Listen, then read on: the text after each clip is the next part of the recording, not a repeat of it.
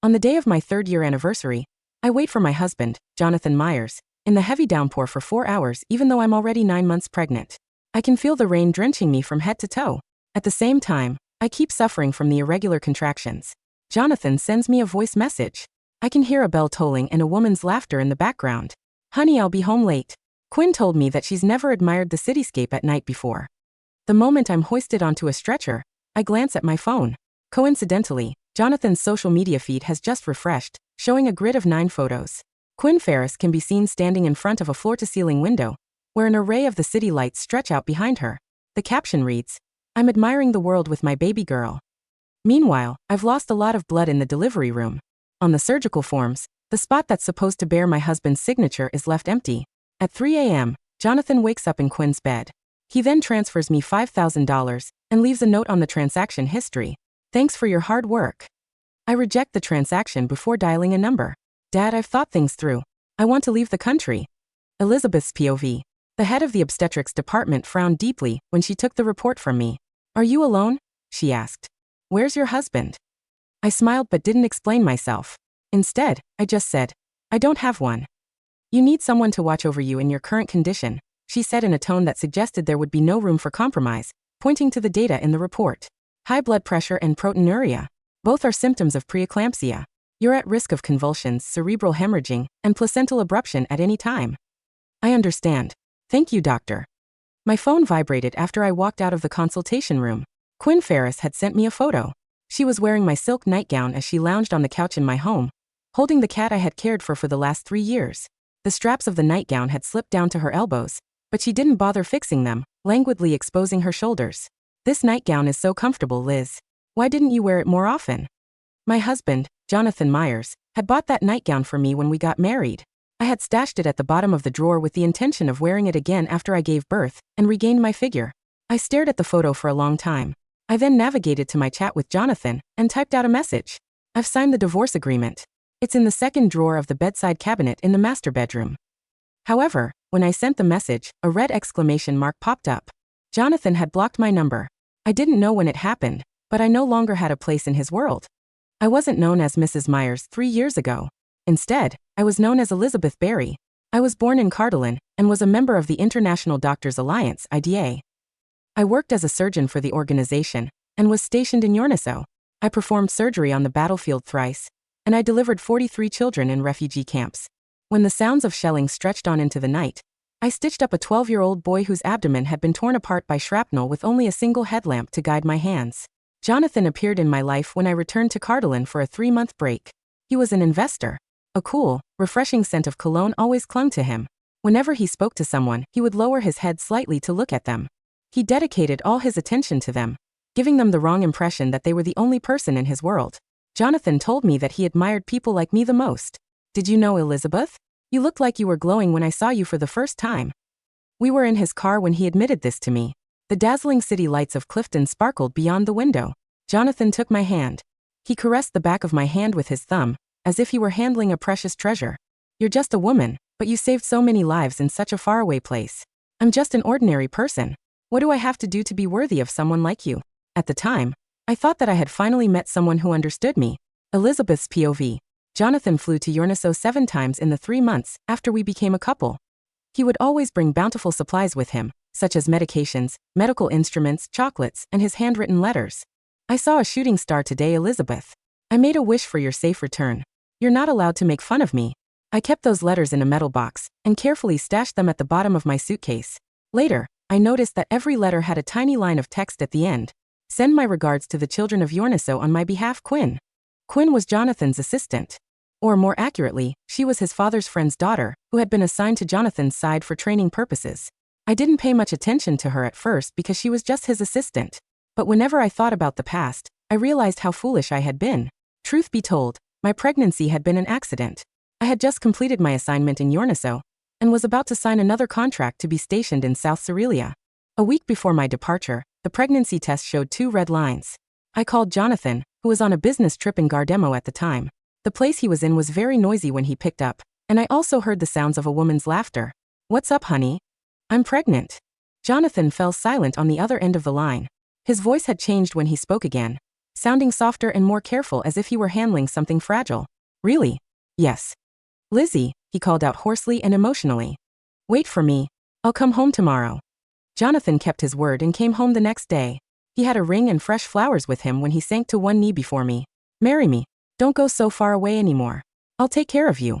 I hesitated. I had studied medicine for years and been on the battlefield for 5 years.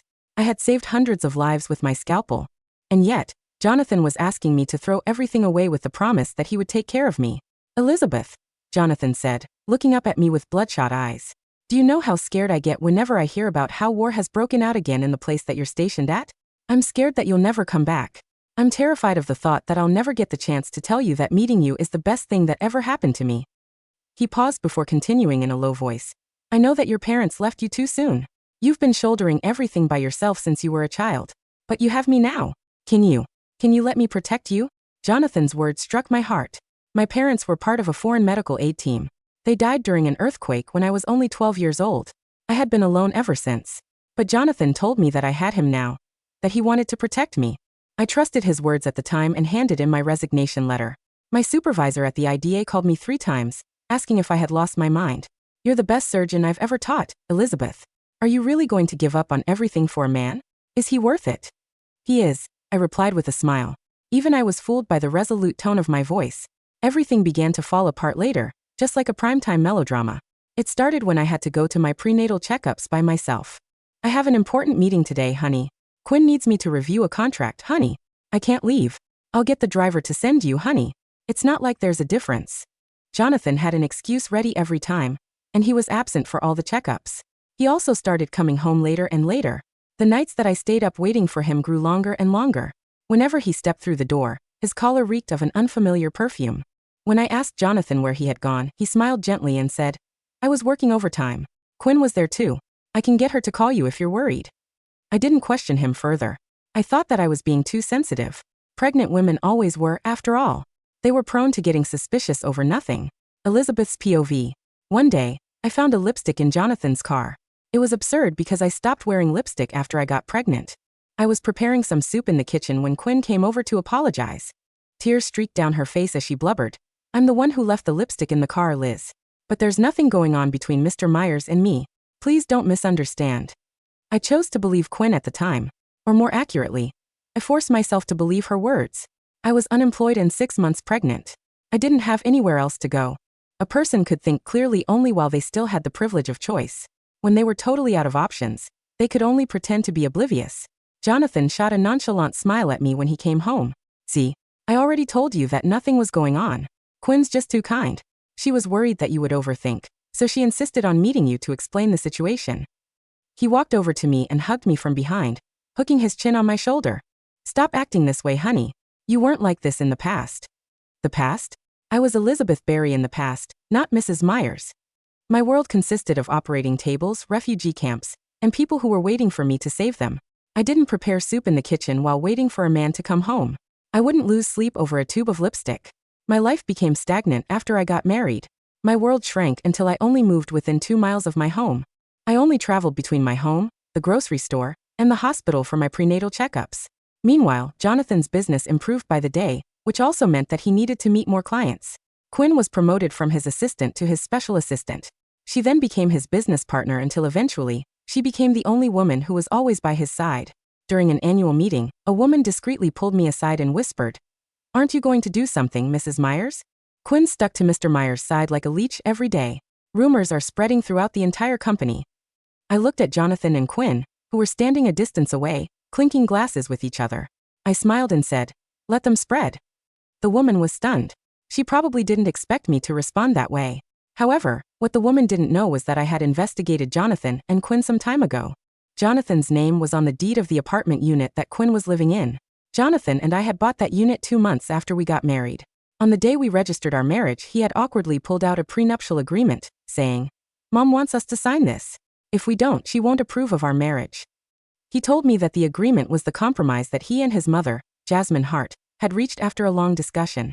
However, he also promised to hand over every single cent he made to me after we got married.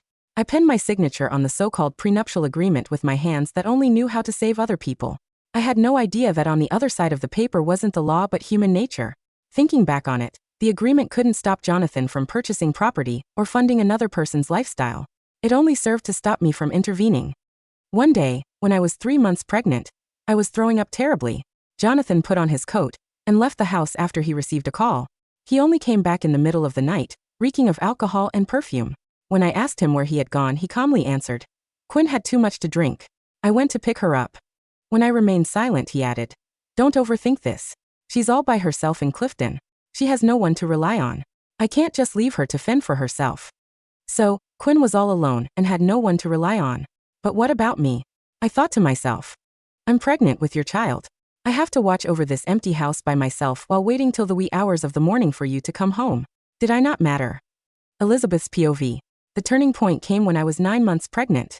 Quinn dropped by the house alone when Jonathan was away on a business trip, wearing a branded dress and a pair of high heels I couldn't afford.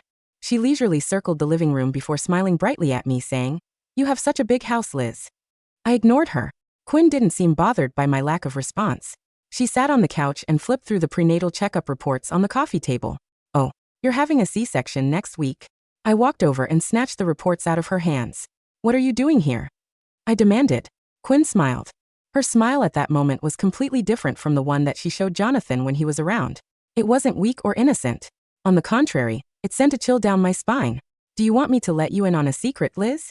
"Go ahead." "Did you know that John's mother called me last week?" My hands froze. She asked me what type of ring I liked. Silence descended upon the living room. Quinn stood up and approached me, tilting her head back slightly to look at me. She was shorter than me by half a head, but the glint in her eyes made it obvious that she was looking down on me.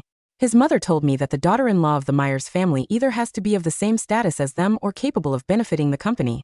Which category do you think you fall into? You're an orphan who doesn't have any parents. You quit your job to rely on a man to take care of you. How could you possibly challenge me? Quinn chuckled and pulled her phone out from her bag. She tapped on a photo before handing me the phone. It was a screenshot of a chat. The name at the top was Mom. "I think John's wife is pregnant, Mom." "I know. I already told him that he can keep the child, but I won't acknowledge the child's mother. She's so pitiful." "Is she?" "She's the one who shamelessly came on to him. We didn't force her to be with him." My hand balled into a fist as I stared at the messages, crumpling the reports. Quinn put her phone away and patted my shoulder with a knowing look. "Take good care of yourself, Liz. I'll get the Myers family to send you some money after you give birth to the child." She turned around and glanced at me when she was at the door, saying, "Oh, that's right. You can forget about threatening John with the child. He's the type of person who's completely immune to blackmail."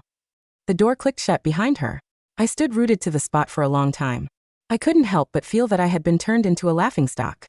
That night, when I realized that I had a high fever, I called Jonathan. The call rang for a long time before he finally picked up. I could hear the muffled sounds of a woman's heavy breathing on the other end of the line. "What's up?" he asked, sounding a little impatient at being disturbed. "I'm running a fever, Jonathan. 102 Fahrenheit. Don't you know how to call an ambulance?" Jonathan snapped. He paused for a moment. His voice was calm again when he said, "I'm busy right now." He immediately hung up after he was done speaking. I had to call the ambulance myself even though I was days away from giving birth. I was alone when I checked myself into the hospital, had my blood drawn, and was attached to an 4 drip until dawn broke on the horizon. One of the nurses asked, "Where's your family, miss?" "I don't have any family," I said flatly. She glanced at me but didn't question me further. The next morning, Jonathan showed up at the hospital. He had a bouquet of fresh flowers and a bowl of hot soup. He sat on the edge of the bed and held my head. Guilt was written all over his face. "I'm sorry, honey. The contract last night was very important." Quinn was there too. She helped me during the negotiations for the entire night. I scoffed and retracted my hand. "Are you sure you were just talking the entire night? Or were you doing it the entire night?" The silence in the VIP hospital room was broken only by the steady, clinical hum of the bedside monitor. The smell of the hot chicken soup Jonathan had brought was thick, mixing nauseatingly with the sharp scent of chemical disinfectant and my own cold sweat. Jonathan's fingers, which had been gently stroking my hair, froze. His face, usually so calm, elegant, and perfectly composed, went stiff for a fraction of a second before his brows furrowed in a look of defensive irritation. "Elizabeth," he said, his voice dropping into that quiet, patronizing register he used whenever he wanted to paint me as unreasonable. "What kind of dramatic nonsense is this? I've already explained to you. Quinn was drunk. She had a contract dispute with her father's family, and she had no one else to turn to in this city. I went as her business partner. Are you really going to use your Pregnancy hormones to pick a fight over a business associate? I looked at him, my face completely expressionless. I didn't throw the soup. I didn't scream. The woman who would have wept, who would have demanded to know why her husband spent her anniversary in another woman's bed, had died in the cold rain outside our penthouse 4 hours ago. I'm not picking a fight, Jonathan, I said, my voice quiet, carrying the sterile chill of an operating room. I've already signed the divorce papers. They are in the second drawer of the bedside cabinet. I've waived all claims to your personal assets, including the penthouse. You are free. Lizzie, stop it. Jonathan snapped, standing up from the bed, his elegant, tailored coat rustling. You're 9 months pregnant. You're day away from delivery. Where do you think you can go without me? Who is going to pay for your VIP suite? Who is going to sign your surgical consent forms? Before I could answer, his phone in his pocket vibrated with a rapid, rhythmic hum. He pulled it out. On the screen, the name Quinn lit up in bold white letters. Jonathan shot a quick, guilty look at me, then cleared his throat, his tone turning instantly defensive. I have to take this. It's about the Sterling Group merger. Rest up, Elizabeth. Stop playing these childish games. He walked out of the room, shutting the heavy door behind him. I looked at the blank, white wall. The red warning light on the central monitor began to flash, a low, rhythmic alarm indicating my blood pressure was rising to a dangerous preeclamptic level. 10 minutes later, the head of the obstetrics department, Dr. Arthur, rushed into the room, followed by 3 nurses. Her face was pale, her eyes scanning the monitor charts. Mrs. Myers, your blood pressure is 180/110. Your protein levels are off the charts. We need to perform an emergency cesarean section immediately to prevent cerebral hemorrhaging. She pulled out the surgical consent form, her eyes searching the empty room. Where is your husband? He needs to sign this. He's not coming back, doctor, I said, my voice steady as I reached for the pen. In her pocket. And my name is Elizabeth Berry. I am a licensed surgeon of the International Doctors Alliance. I am fully capable of signing my own emergency consent forms. With a clean practice stroke, I signed my name on the empty line. The surgery was a silent, clinical battle.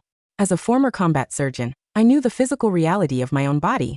I kept my eyes fixed on the ceiling lights, breathing through the cold, metallic pain of the incision, my mind entirely detached from the raw, scraping agony of the operation. At exactly 2:14 a.m., a low, thin cry echoed through the operating room. It's a girl, Dr.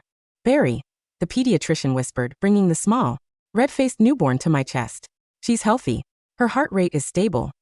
I looked down at the tiny, delicate fingers clutching my hospital gown. Her name is Lily, I whispered, my tears finally breaking free, hot and thick, washing away the lingering dread in my chest. At 3 a.m., my phone on the bedside table in the recovery ward vibrated. It was a notification from the bank. Jonathan Myers has transferred $5,000 to your account. Transaction note, thanks for your hard work. I stared at the screen, a cold, razor-edged smile touching my lips. To him, my 9 months of agony, my career sacrifice, and my daughter's life were worth exactly $5,000, a casual tip he might give to a hardworking secretary. I swiped the screen, rejected the transaction, and dialed a number I knew by heart, the private satellite line of Dr. Arthur Vance, the legendary director of the International Doctors Alliance and my former mentor. Dr. Vance, I said, my voice quiet but carrying an unbreakable resolve. I'm ready to return to the field. I want to leave the country tonight. The private medical transport plane is already at the Clifton Municipal Airport, Elizabeth. The old man's voice came back, warm and deeply protective. I've been waiting 3 years for you to wake up from that golden cage. 1 hour later, under the cover of the gray autumn fog, 3 men in dark, professional uniforms entered my VIP suite. They quietly loaded me and my newborn daughter into a specialized transport gurney, bypassing the hospital's main reception entirely. I left the signed divorce papers and my gold wedding ring sitting right in the center of the bedside table, illuminated by the cold glare of the fluorescent lamp. Geneva, Switzerland. In the spring was a tapestry of crisp, alpine air, green mountains, and the glittering blue waters of the lake. For 3 years the name Mrs. Myers had ceased to exist. I was once again Dr. Elizabeth Berry, the youngest executive director of the International Doctors Alliance IDA. My research on emergency trauma surgery in conflict zones had been published in 3 major medical journals, and my name was respected in medical ministries across Europe. My daughter Lily was 3 years old now. She was a beautiful, healthy little girl with my dark hair and a bright, intelligent laugh that filled our quiet lakeside villa with warmth. Dr. Berry, my chief of staff Marcus said, walking into my private office with a thick folder. The European Medical Union is finalizing the bidding for the new $500 million medical equipment monopoly in the Eastern sector. We have 3 bids from international investment firms. I took a sip of my coffee, my eyes scanning the digital summaries. Who is the lead bidder? Myers Capital, Marcus said, his voice flat. They're a mid-sized firm from Clifton. The CEO, Jonathan Myers, has spent the last 2 years leveraged to the hilt to secure this contract. If they don't get the IDA's approval, his firm will face a massive liquidity crisis. I looked at the name Myers Capital on the screen. For 3 years, I had ignored the gossip from Clifton, but I knew the reality. After my disappearance, Jonathan's mother, Jasmine Hart, had proudly announced his engagement to Quinn Ferris. But the perfect, high-status marriage they wanted had turned into a nightmare. Without my family's medical connections to back him, Jonathan's investment firm had struggled. Quinn was demanding, expensive, and her father's company had recently been investigated for regulatory noncompliance, dragging Myers Capital's reputation down with them. They have requested an emergency meeting with you tomorrow at the Geneva Summit, Director, Marcus said. They don't know you're the head of the committee. I looked down at my hands, the hands that had once prepared chicken soup while waiting for a man who never came home, the hands that now controlled his entire empire's future. Schedule the meeting, Marcus, I said, a cold, elegant smile touching my lips. I'd love to see how much his hard work is worth today. The grand boardroom of the President Wilson Hotel in Geneva was a monument to wealth, all polished walnut, crystal chandeliers, and walls lined with panoramic windows overlooking the Swiss Alps. Jonathan and Quinn arrived early. Jonathan was dressed in a sharp black suit, but his face looked pale and thin, his shoulders slightly hunched under the weight of his stress. Beside him, Quinn wore an expensive designer dress and a heavy diamond necklace, her face covered in thick makeup to hide the fine lines of worry near her eyes. We must secure this contract, Quinn, Jonathan whispered, his hand shaking slightly as he reviewed the presentation slides. If we don't, the bank will call in the loans on our Clifton estate. Don't worry, John, Quinn sneered, her voice high and tight. My father knows. The IDA's deputy representative. Once we show them our corporate backing, they'll approve the bid. The double doors of the boardroom opened. I walked in dressed in a sleek, immaculate white tailored pantsuit that clung to my lean, elegant figure. My hair was styled in a professional low bun and my posture was commanding, radiating an absolute authority that made the board members in the room stand at attention immediately. Beside me, holding a tablet, was Dr. Arthur Vance. Jonathan's head snapped up. When he saw my face, his eyes went wide, his mouth opening and closing in a state of utter, paralyzed shock. The printouts in his hand slipped from his fingers, scattering across the polished walnut table. Elizabeth? He gasped, his voice cracking with a raw, desperate panic. Quinn froze, her face turning a sickly, translucent white under her makeup. He stared at me, then at the golden IDA director's seal pinned to my lapel. Liz, you're the executive director of the IDA? I took my seat at the head of the table, my movement deliberate and elegant. I didn't look at Jonathan's wild, trembling face. I looked at the corporate proposal folder sitting on the table. Mr. Myers, I said, my voice smooth, calm, and carrying a cold, professional distance. Please begin your presentation. The committee has exactly 10 minutes to review your proposal. Liz, please. Jonathan took a step toward me, his hands reaching out as if to grab my sleeve, but the private security guard standing at the door instantly stepped forward, their heavy frames blocking his path. Mr. Myers, please maintain professional decorum, Dr. Vance said, his voice cold as ice. You are speaking to Director Barry. Director Barry? Quinn let out a hysterical, sharp laugh, her hands shaking. She's an orphan. She was a battlefield nurse. How can she run a $500 million project? This battlefield nurse is the youngest surgeon in the history of the Alliance to receive the Gold Humanitarian Medal, Miss Ferris, Dr. Vance said, looking down at her with pure disdain. And she has the absolute authority to reject any bid that fails our ethical standards. The presentation was a complete, humiliating disaster. Jonathan couldn't focus, his voice trembling, his fingers slipping on the laser pointer. Quinn tried to salvage the situation, but her arrogant, unprofessional pitch only made the committee members shake their heads in disgust. Thank you, Mr. Myers, I said, my voice flat as I closed the folder. The committee has reached a decision. Myers Capital's bid is officially rejected due to systemic quality violations in your shipping division and suspicion of financial dissipation of joint venture funds. Elizabeth, no, don't do this. Jonathan fell to his knees in the middle of the boardroom, his hands shaking as he looked up at me. I was wrong. I was blind. My mother. She was the one who forced me to sign that prenuptial agreement. I've already kicked Quinn out of the penthouse. I'll give you everything. Just, please come back to me. Let me see our daughter. Our daughter. I stood up, walking toward the grand window, my back turned to him. The day she was born, Jonathan, you were in Quinn's bed transferring me $5,000 for my hard work. She has only ever known one father, the man who protected us when we had nothing. At that moment, the door to the boardroom was thrown open and 2 federal marshals entered, followed by the Swiss financial regulators. Jonathan Myers, Quinn Ferris, the marshal said, his voice flat. You are under arrest for international money laundering and corporate embezzlement associated with the Myers Capital's offshore accounts.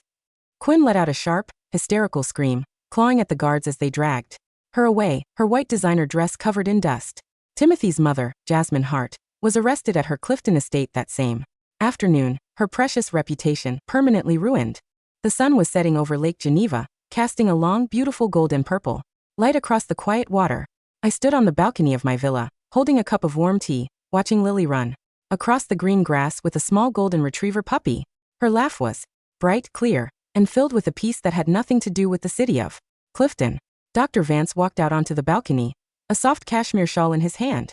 He draped it gently over my shoulders. The final contracts have been processed, Elizabeth, he said softly. The Myers Group's Northern Division has been fully liquidated to fund our new refugee hospitals in Yorneso. I looked at the blue sky, the warm wind carrying the clean, fresh scent of the mountains. Thank you, Father. I smiled, leaning my head against his shoulder.